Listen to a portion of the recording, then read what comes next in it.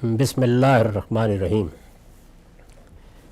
عن ابی سعید الخدری و ابی ہریرہ قال رسول اللہ صلی اللہ علیہ وسلم العز ازارہ والکبریاء رداؤہ یقول اللہ فمن ینازعنی عذبتہ۔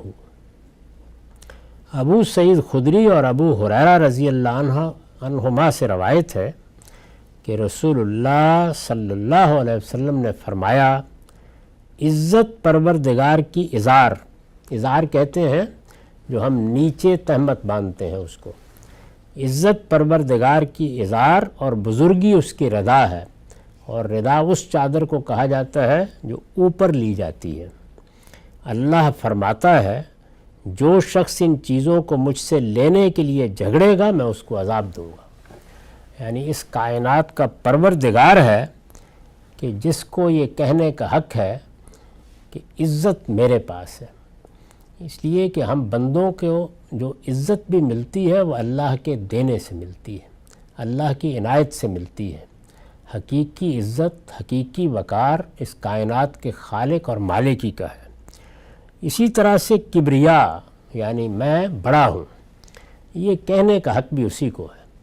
تو یہ دونوں باتیں وہ ہیں جن کے بارے میں قرآن مجید میں بھی متنبع کیا گیا ہے، اور اس کے علاوہ بعض دوسری حدیثوں میں بھی، کہ بندے کو اس معاملے میں اپنے حدود سے تجاوز نہیں کرنا چاہیے۔ بہت خوبصورت ادبی اسلوب فرمایا ہے کہ عزت پروردگار کی عزا اور بزرگی اس کی ردا ہے۔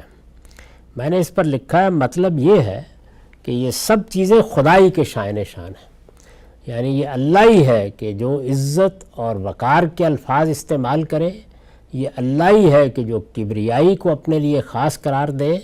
یہ چیزیں بندوں کے اپنے لیے اختیار کرنے کی نہیں ہیں۔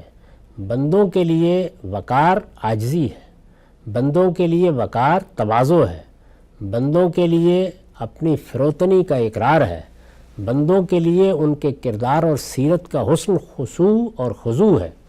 تو اس وجہ سے بندوں کو یہی چاہیے کہ وہ اپنی بندگی کی معرفت کے ساتھ زندگی بسر کریں۔ اللہ کی معرفت اور اللہ کی پہچان اگر فی الواقع ہو تو کوئی شخص اس پروردگار کے مقابل میں اپنی عزت اور اپنی بزرگی کے دعوے نہیں کر سکتا۔ اس کے بعد فرمایا ہے کہ جو شخص ان چیزوں کو مجھ سے لینے کے لیے جھگڑے گا، مطلب یہ ہے کہ مخلوق ہے، بندے ہیں، میں نے ان کو بنایا ہے، اور وہ میرے مقابل میں آ کے اپنی عزت کے حوالے دیں، میرے مقابل میں آ کے اپنی کبریائی کا ڈھنڈورا پیٹیں، دوسروں پر دھوس جمائیں، دوسروں کو حقیر سمجھیں، یہ خیال کریں کہ ان کو گویا دنیا میں سب کچھ حاصل ہو گیا اور یہ ان کا کوئی استحقاق ہے۔ تو اگر وہ یہ کریں گے تو گویا یہ ردا میرے وجود سے اتارنے کی کوشش کریں گے، یہ اظہار مجھ سے چھیننے کی کوشش کریں گے۔ تو ارشاد فرمایا کہ اس کے نتیجے میں ان کو عذاب دوں گا۔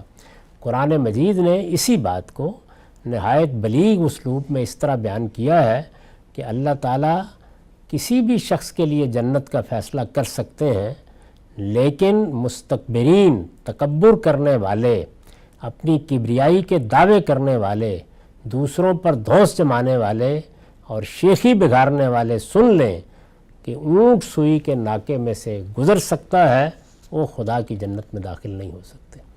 تو سب سے بڑا گناہ اگر آپ غور کریں تو یہی ہے کہ انسان اپنی کبریائی کے دعوے کرنے لگ جائے، اپنے آپ کو بڑی چیز سمجھ کر دوسروں کو حقیر خیال کر کے ان پر اپنی بڑائی کی دھوس جمانا شروع کر دے۔ یہ اللہ کے نزدیک ناقابل قبول ہے، اور کسی درجے میں بھی کسی بندے کو اس کا ارتکاب نہیں کرنا چاہیے۔